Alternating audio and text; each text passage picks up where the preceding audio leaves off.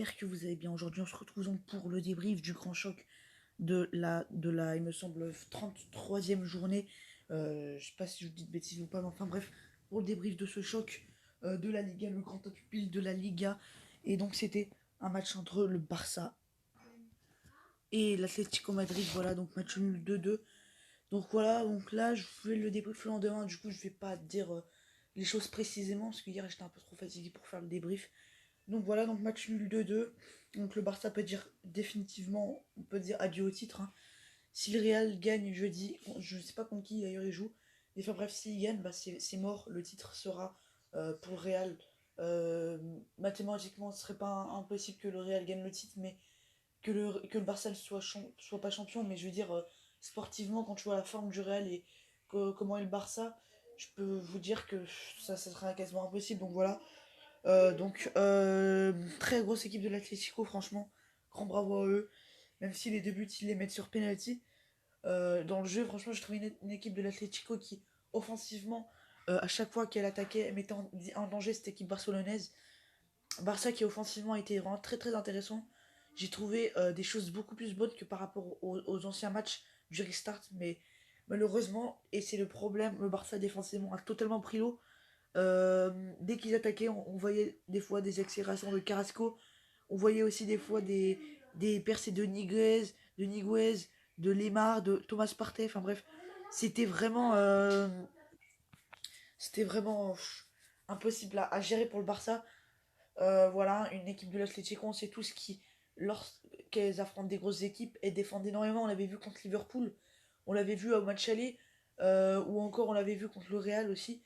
Voilà, l'Atlético cette saison, c'est pas une équipe flamboyante, mais c'est une équipe efficace qui réalise donc surtout depuis le restart et beaucoup plus intéressante offensivement.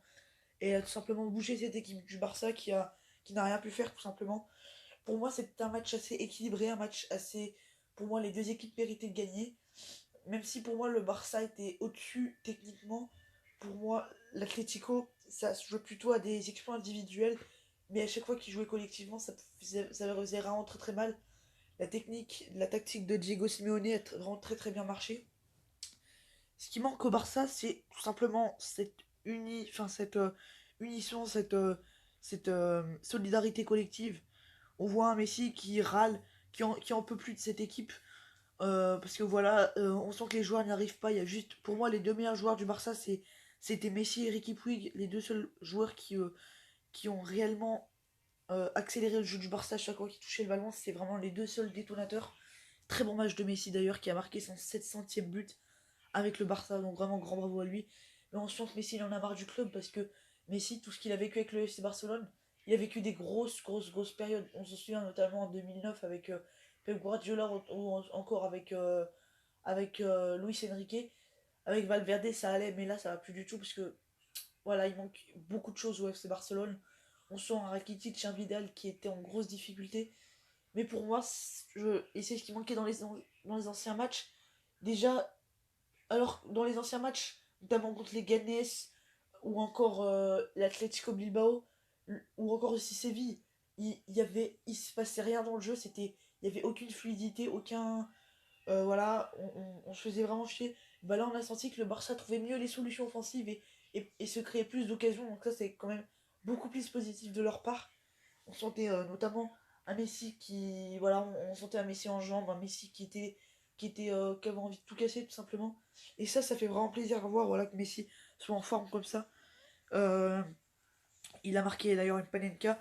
Il aurait pu marquer plusieurs buts Messi, mais ça n'a pas suffi. Ricky Puig a été énorme, franchement. Ricky Puig, quel match de sa part. Pour moi, Ricky Puig, ça peut être une future star du foot parce que ce joueur est incroyable. À chaque fois, c'est pas un physique de dingue, hein, mais chaque fois qu'il touche le ballon, euh, il, il essaye de. Il est rapide, voilà, il a de la fluidité. Il essaye de jouer d'une, deux, d'accélérer le jeu. Messi, c'est plus.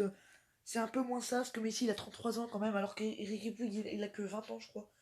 Mais voilà, Ricky Puig, Messi, c'est les deux seuls bons joueurs du Barça. Cette soirée, ça a été transparent. Et du côté de l'Atlético, Lodi, l'arrière latéral gauche de l'Atlético, Lodi a été très très très bon joueur, ce petit Lodi. Alors, je sais pas d'où il vient, je sais pas il a quel âge et tout, mais c'est quand même un très très bon joueur. Euh, et, euh, et voilà, une équipe de l'Atlético qui défendait très bien. Enfin bref, c'était vraiment un match plaisant à voir, mais pour moi, le Barça, voilà, il manquait encore beaucoup de choses. C'était vraiment un match piège. Même si moi je m'attendais à pire, sincèrement, je m'attendais à un Barça décevant, je m'attendais à un match nul 1-1, mais vraiment décevant. Au final, j'ai pas vu un match décevant de la part du Barça. J'ai vu un Barça qui a vraiment fait des choses ultra intéressantes. Même si pour moi c'est insuffisant, que le titre ne sera pas pour le Barça. Et pour moi, c'est le Real qui mérite le titre. Même si pour moi, il y a des choses plus positives. Mais pour moi, voilà, le Barça, c'était une saison sans, tout simplement. Et pour moi, il faut se projeter sur la saison d'après. Et pour moi, voilà, même si je pense que Kike Setien, il fait du bon boulot avec le Barça, pour moi, encore une fois, c'est insuffisant. Et pour moi, il faut tout simplement le virer, Kike Setien. Alors, c'est pas, faut pas le virer, le faire partir comme ça, parce que c'est quand même un bon coach. Il a quand même fait pas mal de bonnes choses par rapport à Valverde. Mais pour moi, il manque quand même encore beaucoup de choses. Il faut aussi évidemment faire un gros mercato, acheter Lautaro Martinez. Il faut voilà, changer énormément de choses. Pour moi, il manque beaucoup de choses, notamment au milieu de terrain. Faire partir Rakitic, tout simplement. Si Rakitic, ça va vraiment plus du tout. Ils ont fait partir Arthur. Enfin bref, voilà, changer beaucoup de choses. Mais je vous fais le débrief du lendemain. Du coup, voilà, j'ai pas non plus, je vais pas non plus tout vous dire, mais sur ce que j'ai vu dans le jeu, pour moi, c'est beaucoup plus rassurant pour le FC Barcelone. Dès qu'il touchait le ballon, voilà, c'était pas l'ennui total. Il se passait des choses. Mais par contre, dès qu'il y avait la perte du ballon, là, par contre, c'était vraiment le danger. L'Atlético attaquait en nombre. Mais pour moi, l'Atlético a gagné ce match tactiquement. Car défensivement, ils étaient bien, offensivement aussi. Enfin bref, voilà, c'était vraiment un très très beau match. Donc n'hésitez pas à dire votre avis en commentaire. En tout cas, voilà, n'hésitez pas à liker cette vidéo, à la partager. Moi, je vous dis à très très vite. C'était le foot en débrief. Allez les amis, bye.